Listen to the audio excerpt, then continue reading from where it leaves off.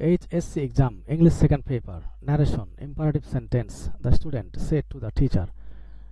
ছাত্রটি শিক্ষককে বললেন, প্লিজ দয়া করে টেক দ্য পেন, কলমটি নিন। Direct speech.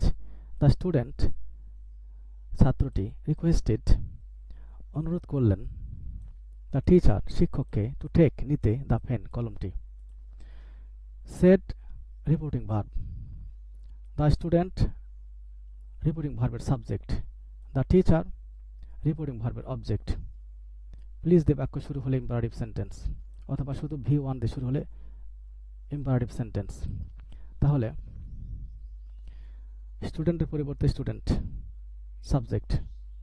প্লিজ থাকার কারণে রিকোয়েস্টেড, অনুরোধ করলেন, রিপোর্টিং ভার্বের অবজেক্ট যথাস্থানে থাকবে।